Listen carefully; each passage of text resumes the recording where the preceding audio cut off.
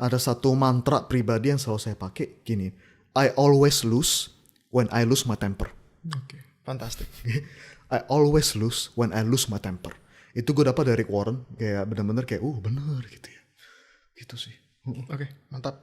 Oke, nah gimana cara kita kendalin emosi nih Rick? Yes. Kendalin amarahnya. Ya. Kalau pas lagi merah-merah ini, naik-naiknya nih, apa yang kita lakuin? Nah, ini by the way gue belajar tips ini tuh, dan ini benar ilmiah dari EQ mentor, salah satu EQ mentor terbaik di Indonesia, namanya Joshua Ilmawayudi. By the way yang belum tahu mungkin bisa cari tahu dia udah tulis lebih dari 30 buku. Banyak banget soal emotional quotient. Oke, dan gue belajar banyak dari dia. Salah satu yang tentu saja ini kan karena kita podcast ya, kita tips praktis yang bisa dilakukan siapapun. Dan ya maaf sih kalau misalnya kesannya membosankan gitu. Tapi gue pengen sharing betapa powerfulnya tips ini. Yaitu distraksi sih. Itu nomor satu cara yang paling oke untuk ngerem ketika udah marah gitu ya. Kenapa penting? Gue kasih contoh kayak gini. Gue punya teman, ini beneran nih. Dia cerita kita ngakak, tapi beneran. Dia tuh lagi berantem sama adiknya. Wow, udah lama sih. Kalau nggak salah dia tuh kuliah, terus adiknya SMP atau apa gitu ya. Berantem di rumah gitu. Terus ada orang di depan rumah manggil paket, apalah gitu ya, paket gitu, permisi. Terus gak ada orang di rumah, cuma dia. Nanti ya kita lanjut ya. Gitu.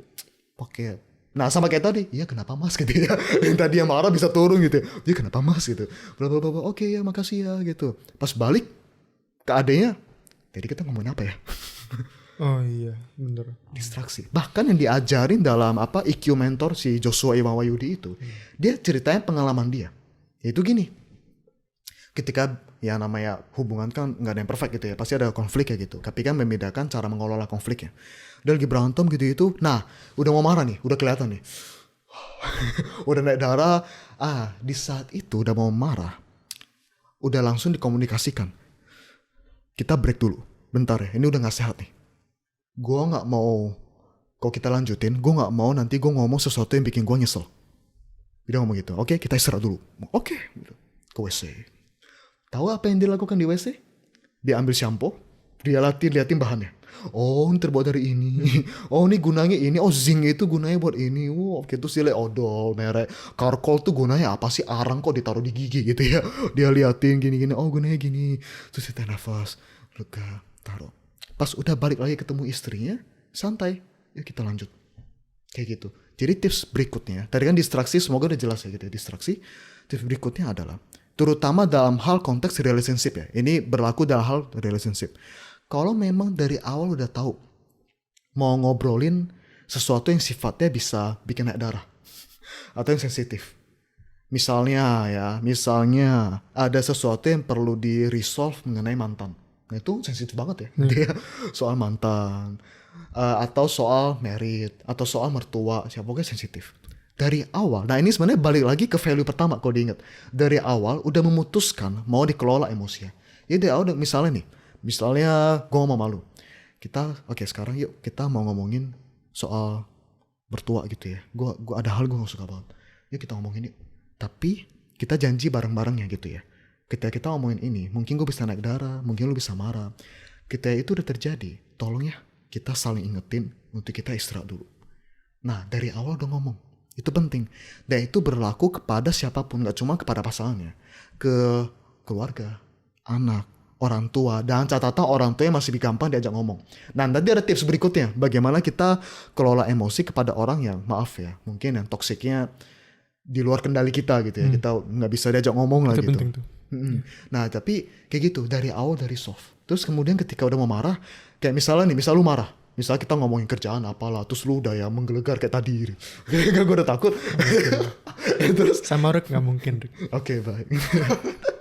Terima kasih. Nah paling gue bilang kayak gue bakal bilang kayak Dre udah bentar ya, sorry mungkin gue tadi ada salah ngomong, mending kita istirahat dulu bentar, udah gak enak nih, gue gak mau hubungan kita rusak karena emosi sesaat ini. Nah jadi ngomong kayak gitu baru siapapun kalau udah gini loh. Tips berikutnya, ketika ada orang marah, bagaimana meredakan amarahnya. Kan ciri-ciri orang marah, nadanya tinggi, ngomongnya cepet. Dua itu sih, jadi kayak nadanya tinggi, ngomongnya cepet. Ketika kita counter dengan cara ngomongnya intonasi lebih rendah dan ngomongnya lebih pelan, itu orang secara otomatis, namanya psikologi komunikasi ya. Orang secara otomatis akan juga ngikut. Ya misal tadi Andre udah menggelegar, ngamuk-ngamuk, lempar barang sana sini. Terus gue yang kayak, Dre, udah ya bentar, kita istirahat dulu mending. Nah kayak gitu. Khususnya kalau suaranya kayak Eric. Karena suara Eric itu bisa buat, kayak suara konslor banget gitu. Oke, baik. Itu namanya apa ya? Ada teknik ya, mirroring, iya gak sih? Iya, lu sadar gak lu begitu? Karena lu cara ngomong itu, gue yakin cara ngomong lu tuh pasti punya impact loh. Kalau kita bisa mengikuti apa yang lu itu, mungkin kita bisa benefit juga gak sih? Bisa, betul. Nah lagi-lagi memang tipe suara apapun, selama dia tadi tuh turunin nadanya. Betul, turunin nadanya dan dipelanin. Percuma kalau misalnya lagi berantem, bentar lu marah terus, istirahat dulu. Nah itu tambah berantem gitu ya. Tapi kayak tadi, bentar, udah gak sehat. Turunin nadanya dan pelanin. Betul. Dua itu. Dan remember gitu ya, the cost kayak tadi. Kayak kalau dilanjutin, gue bisa ngakitin hati lu. Nah kalau orang kalau diri gitu tuh kelepek gitu ya. Atau kayak, kalau nanti setelah ini kita bisa ngakitin satu sama lain nih. Karena kita mulai berpikir well-beingnya dia. Mungkin itu sih. Betul. Dan jangan lupa, kalau kita ngomong kayak gitu dari awal, itu udah sangat 100% menggambarkan perspektifnya itu adalah bukan buat menang-menangan. Betul. Nggak mau buat ngakitin siapa yang paling benar dan lain sebagainya. Tapi buat kita cari solusinya. Ingetin dari awal kenapa kita punya conversation ini. Iya. Itu penting banget. Karena kayak, itulah kenapa briefing awal sebelum ngomongin topik penting itu penting banget. Iya, briefing awal. Itu kayak cara curang, tapi nggak curang. Betul banget. Terus kalau misalnya nggak ada briefing, misalnya obrolan spontan misalnya, itu gimana? Nah itu beda lagi ceritanya. Salah satu caranya adalah relaksasi. Tapi intinya sekali lagi, kita kembali lagi sebelum kita kesana gitu. Kita kembali lagi ke sana. Distraksi itu penting banget guys. Beneran. Bahkan gue kasih tahu, share kepada orang gitu ya. Yang bisa bikin lu lega apa sih? Yang bisa bikin lu kayak relax tuh apa sih? Ketika lagi istirahat. Gini loh, ketika lagi distraksi ya, misalnya ke WC ngapain gitu ya. Jangan pikirin topik stresornya, percuma. Misalnya gue berantem nih sama Andre, wah, gue ke WC dulu, istirahat, gue ke WC. Terus di WC gue mikirin, tuh Andre bajingan. Kayak maksudnya, kenapa sih dia ngerti-ngerti gue? Nah itu percuma, guys. Itu percuma. Itu percuma. Jadi bener-bener distraksi. Liatin odol kayak, liatin apa kayak. Bahkan gue tuh di HP gue, itu ada folder khusus video kucing. Gue liatin kucing lucu banget itu ya. Distraksi, full distraksi. Oke? Nah kemudian ketika udah lega kayak jangan lama-lama juga ya. Lamaan topiknya lupa juga. 5 menit, 10 menit. Oke. Atau bahkan bisa kok break lama juga. Kayak misalnya kayak hari ini misalnya nih ya ada ngomongnya udah malam, sama-sama pulang kerja capek. Terus akhirnya naik darah. Wah, kayak gak bijak deh kalau kita lanjutin sekarang. Yuk kapan nih kita ngopi kemana kek? Nah itu bisa juga. Nah guys, semua yang kita omongin ini gak bakalan bisa terjadi kalau kita gak tahu tanda-tanda fisik kita mau marah gimana. Kalau kita gak tahu alasannya kita marah apa dan lain sebagainya. Itulah kenapa sekitar setengah dari pembicaraan kita tadi kan lebih baik ke why. What, kenapa. Kira-kira gitu. Nah sekarang secara singkat, relax, kayak tarik nafas. Penting banget.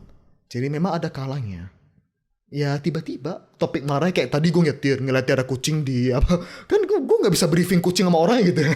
Kalau udah kayak gitu ya mau nggak mau tarik nafas. Kenapa? Lagi-lagi guys, jangan lupa mekanisme marah fisiologis. Kalau kita marah, nafas kita cepet, ngomong kita cepet, nada kita tinggi gitu ya. Kalau kita tarik nafas, tahan, hembusin pelan-pelan, itu kasih alarm kepada otak kita untuk kita ngerem. Oke, tapi kalau dalam situasi ideal, kalau bisa break dulu.